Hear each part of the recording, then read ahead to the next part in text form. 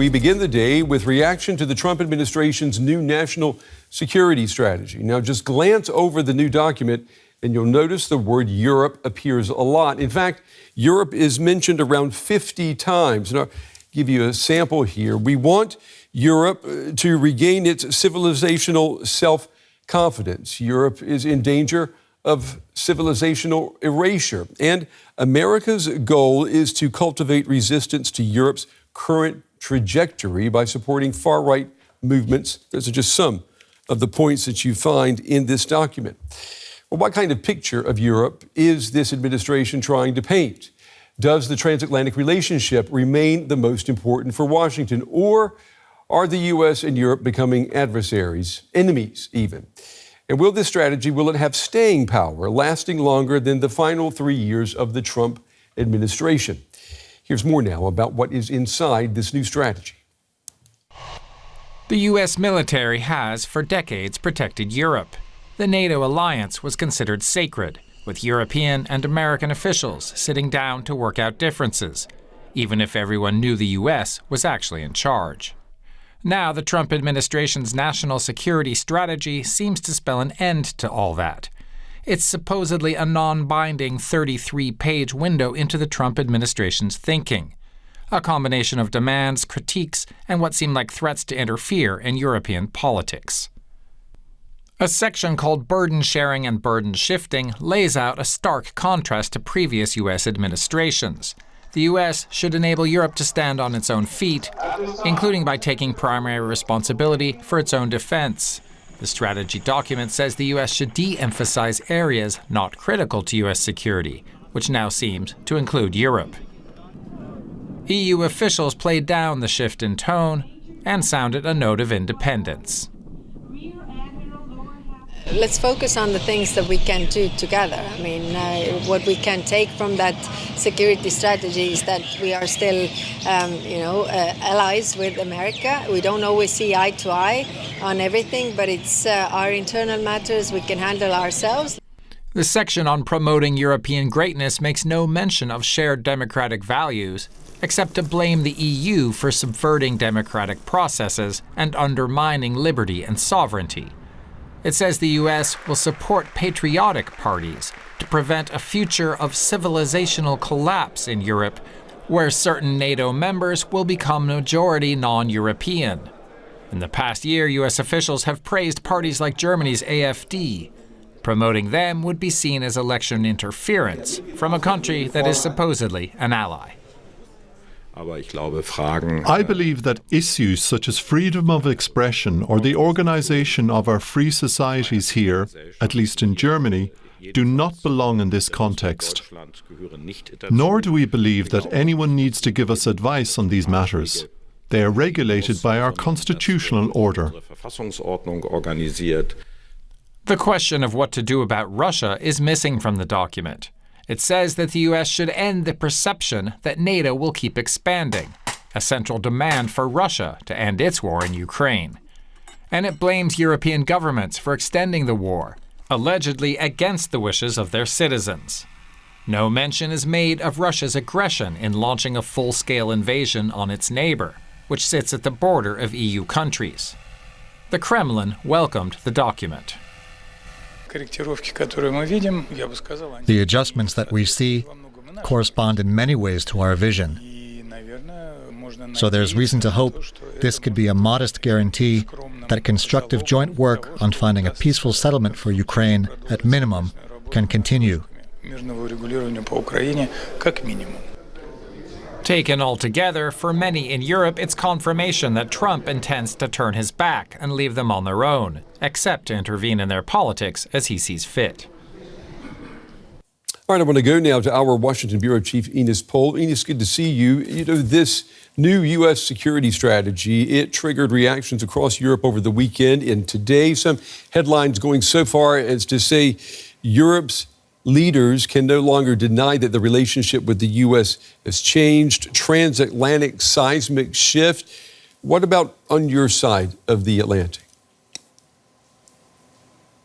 Well, Brent, it's much quieter here in the United States about the strategy paper. And I mean, the Grammy Awards, for example, are getting far more attention.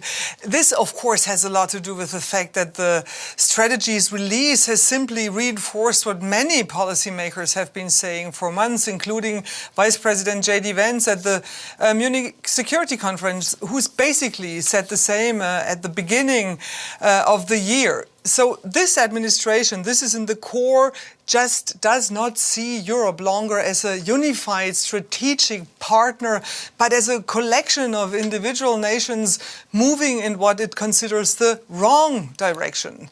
It's totally understandable that Europe is outraged, but here from the US perspective, this shift is just seen as intentional, and Washington basically wants to redefine the relationship, and the document is just very open about that. This new strategy, Ines, it also includes a commitment by the U.S. government to work with political parties in Europe that Washington sees as allies in its positioning on Europe. Now, one of those parties would be the far-right AfD party here in Germany. We have to let our viewers know the AfD routinely polls as the country's second most popular, just behind the Conservatives. So does that party look to benefit from this new strategy maybe as soon as next week? Well, you know, everything is just so extraordinary. You know, the US is essentially signaling that it is willing to take sides within European democracies by praising these patriotic parties. It's just very open to have these very close ties with these movements that often challenge liberal democratic norms at home. You just mentioned the AfD, the Alternative for Germany. The leading members of this party, I shall say, are like regulars here in the United States. They're visiting the White House. There is a huge delegation coming here this week to meet members of the Republican Party. Markus Frohnmayer will be here. Beatrix von Storch has been here. There will be a huge gala over the weekend in New York with young Republicans, a very conservative group in New York, meeting with AfD lawmakers. So they have a very, very strong and growing tie to the Trump White House. Yeah, so we've got this contingent from the AfD coming to the U.S. this week, not next week, as I said. The president, we know, has often said that the European Union was, and I'm quoting here, that it was formed to screw over the United States. Is this new security strategy, is it aimed at working against the EU? The short answer is yes. You know, the strategy really clearly frames supranational institutions, especially the EU, as obstacles to sovereignty, economic freedom, and even to political liberty. And this is really not subtle. The administration favors strong nation states and sees the EU as weakening them. So while it doesn't really explicitly say we are against the European Union, the criticism rather reads very much like an argument for a weaker, less integrated Europe. The new strategy claims that decades of unregulated migration have led Europe to a possible future of what it calls civilizational erasure. I noticed that here in Europe that most of the reaction has centered on outrage over the U.S. attempting to intervene in domestic politics of its European allies. There's been relatively little said or written about the claim that migration is altering Europe's identity. As a European, let me ask you, as a European in the United States, how do you explain this?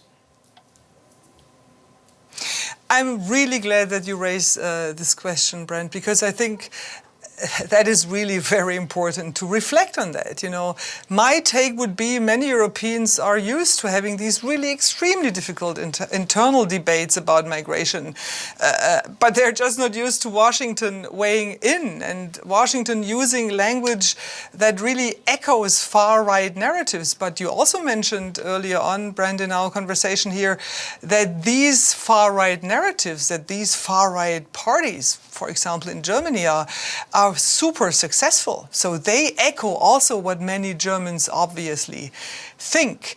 So I find it interesting that for so many Europeans, it seems to be more shocking that the US is now trying to shape Europeans' cultural and identity politics, but it's less willing really to take it more seriously what many Europeans think as well. All right, our Washington Bureau Chief Ines Pohl with the latest on this new national strategy in the United States. Ines, as always, thank you. And our coverage continues now with Daniel Kliman. He's with the German Marshall Fund. He's their Senior Vice President for Global Power Shifts. Daniel, it's good to have you with us. So both sides of the Atlantic are dealing with the consequences of unregulated migration. I want to pick up on that point first. Those consequences are more acute and pronounced here in Europe than they are in the United States. So did the Trump administration, did it get it right here, even if maybe the political left doesn't want to admit it? So it's an interesting question, kind of the issue of migration. You see very much similar debates on both sides of the Atlantic, where countries and governments really grappling with how do you deal with kind of mass migration. I think in the US side, we've seen obviously it play out in our politics where political parties that don't deal with the challenge see their support fall. I think on the European side, some of those similar dynamics are also at play. I think, if you look at some of the changes that have happened here recently, they have been very much a response in terms of seeing the kind of public debate. And I think it'll be interesting to see in Europe, particularly with the EU now moving to kind of tighten up treatment of asylum seekers. Again, you see, I think, responses to the public on this issue. Yeah, I want to pick up on that. Today, in fact, the European Union agreed to stricter rules on asylum, rules that will make it much more difficult for migrants to remain in Europe. Do you see this? Is this the influence of the United States on Europe taking place right before our very eyes? So I think if you look at Europe, debates over migration and asylum are longstanding. And even kind of the action that was sort of moved forward today has, proceeded. There's been a buildup over the last couple of years. So in my view, this is much more a culmination of kind of internal debates within Europe that have been happening, as opposed to sort of a reaction to U.S. influence today. So maybe not today, but you think the U.S. has had no influential role in the crafting of migration policies in the EU, like what we're seeing today? So I think you've seen on the European side, both at the EU level and kind of within nation states, you've seen a very active debate on migration. And that is a debate that has existed for years, well before this administration. So I think it would be a mistake to say the news of today is explicitly draw a through line to the U.S. national security strategy. What do you think all of this means for transatlantic relations? Are we talking about a parting of ways here, or is this maybe another warning to Europe that it has to get its act together and maybe stand up for itself? What does this new national strategy say to you? So it says a few things. One, that I think we are going to have very much a kind of coexistence of political disagreements alongside pragmatic cooperation. And we've talked a lot about, I think, some of the kind of political disagreements. And that's certainly been reflected in media coverage over the weekend. I think on the pragmatic cooperation side, it's important to focus on that as well, where you do see areas where even in the national security strategy, there's very much a focus on working with allies and partners, including Europe. And I would just flag two. One is really focusing on addressing China's high-tech exports. In the national security strategy, it's called excess capacity. And the other is really providing global infrastructure alternatives to China's Belt and Road, think physical and digital infrastructure. So I think it's going to be an interesting new era in transatlantic relations where collectively we will have to navigate potential or existing points of political disagreement, but also seize common opportunities. You're seeing these common opportunities looking towards Asia. The United States, with this new strategy paper, is clear, too, that this pivot to Asia continues. Let me stay there for a moment on Europe. President Trump, he's always been, you could use the word negative, maybe hostile towards the European Union. The U.S. has now made it official policy to help political parties that are dedicated to strengthening national sovereignty in Europe. That means the U.S. will not smile upon efforts to strengthen the supranational organization, the European Union. I mean, we have to let that sink in for a moment. That has never been an ingredient in the recipe of transatlantic ties, has it? So it's definitely a new development. I think it's important, though, to step back and look at any national security strategy is essentially a document at a moment in time. I think you see this administration often being willing to pivot very quickly.